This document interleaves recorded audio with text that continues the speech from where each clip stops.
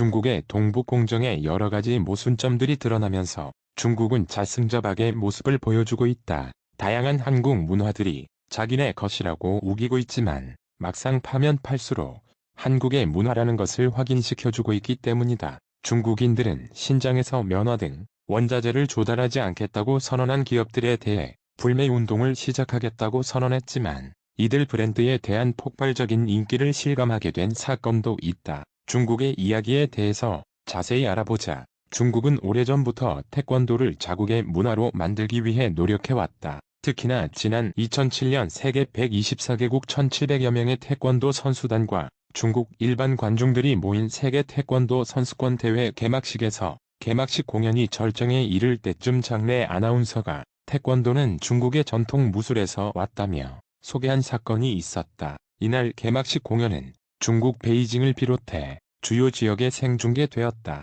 당시 국내 태권도계에서는 문제가 심각하다며 주최 측에 강한 불만을 표했다. 이때부터 국내 태권도계에서는 중국이 태권도 기원서를 보다 공격적으로 주장할 것이라고 예상하며 태권도 동북공정을 막을 수 있도록 국내 태권도계가 경각심을 가져야 한다고 말했다.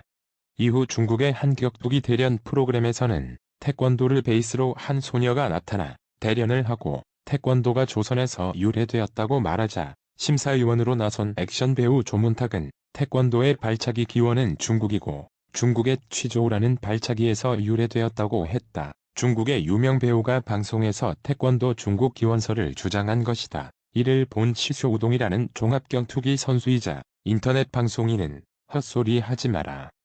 태권도는 한국의 무술이다. 한국의 올림픽 정식 종목을 어떻게 중국의 것이라고 할 수 있나. 조문탁은 중국 당국의 아부가 심하다. 영화나 찍어라.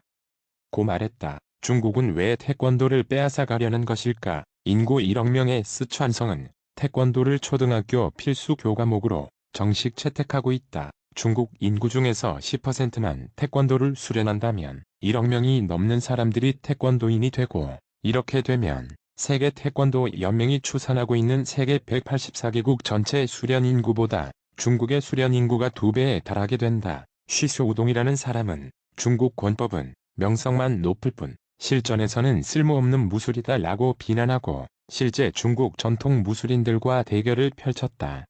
그 대결에서 여러 중국 전통 무술인들을 꺾고 중국의 전통 무술이 지나치게 과대포장되어 있고 시대에 뒤떨어졌으며 실전 능력은 전무하다며 비판했다. 이렇게 자국의 무술이 유명 자국인에게 비판받자 중국인들이 태권도를 빼앗으려는 노력하는 것이다. 삼계탕도 마찬가지다. 광동성의 요리가 한국으로 전래됐다고 주장하며 이를 자국 문화에 편입하려는 움직임을 보이고 있다. 식품업계에서는 한국이 1990년대 말부터 세계 각국의 삼계탕 수출을 타진하며 노력해왔고 이제 막 수출이 성장세에 들어선 상황인데 중국이 이를 가로채가려 한다며 우려하고 있다. 실제로 삼계탕이 미국에 수출되기 시작한 것은 10여 년 정도밖에 되지 않는다. 대부분의 국가들이 타국의 축산물 수입을 극히 제한적으로 허용하기 때문에 한국 정부와 식품업계 관계자들은 상대국을 설득하기 위해 위생 기준을 강화하고 각종 제도를 보완했다.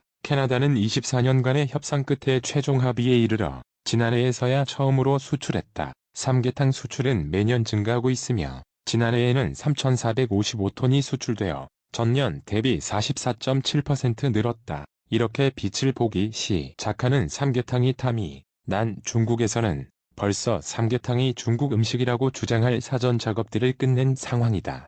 바이두 백과사전 삼계탕 항목의 설명을 보면 고려인삼과 영계, 찹쌀을 넣은 중국의 오랜 광동식 국물 요리로 한국에 전해져 한국을 대표하는 궁중 요리의 하나가 됐다고 소개하고 있다. 하지만 이 설명은 근거가 없는 설명이다. 리커창 중국 총리가 6년 전 방한했을 때 한국의 삼계탕을 중국에 추천하겠다고 말한 발언이 화제가 되면서 삼계탕이 중국의 요리란 것을 반박하는 자료가 되고 있다. 2015년 11월 당시 리커창 중국 총리는 한국의 삼계탕과 그 비법이 중국에 들어온다면 많은 사람들이 즐길 수 있을 것이라며 적극 수입 의지를 드러낸 바 있다. 위에 두 가지 이야기를 보면 중국인의 주장을 중국인들이 반박하는 것이다. 이렇게 세상 모든 것이 중국에서 비롯됐다고 주장하는 중국이 자신들의 것이 아니라고 하는 두 가지가 있다. 그것은 코로나와 황사다. 최근 세계보건기구에서는 중국 우한에서 연구를 진행한 뒤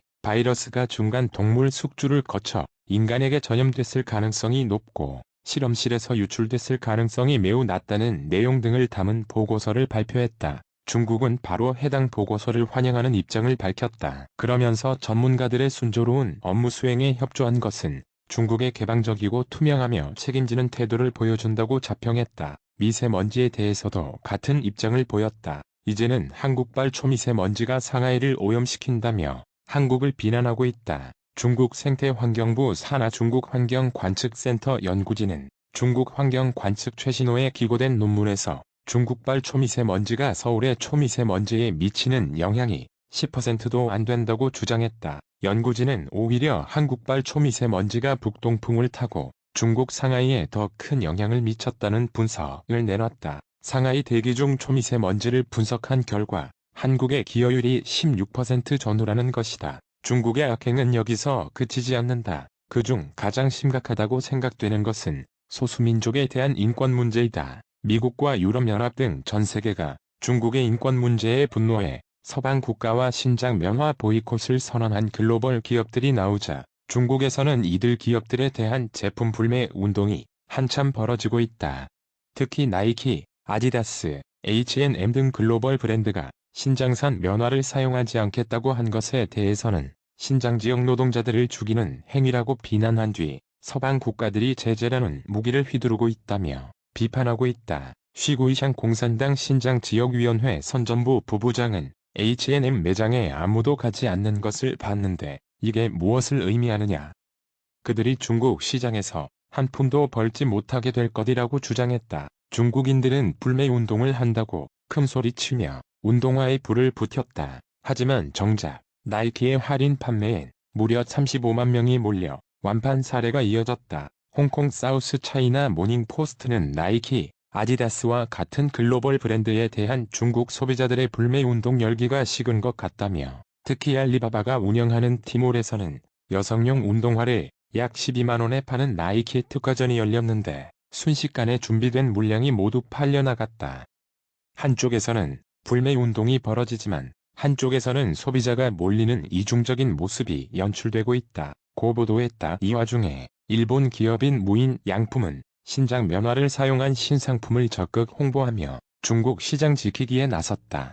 무인 양품은 신장 지역 소수민족의 강제 노동 주장에 대해 자체 조사한 결과 별다른 문제가 발견되지 않았다는 입장을 밝혔다. 무인양품 중국 공식 웹사이트와 위챗 계정의 신상품 코너엔 신장면 문구가 붙은 의류 제품이 대거 판매되고 있다. 중국은 무인양품이 전 세계에서 운영 중인 매장 수의 28%를 차지할 정도로 큰 시장이다. 이렇게 해서라도 돈을 벌려는 모습이 안쓰럽기까지 하다. 선택적 만물 중국설의 중국.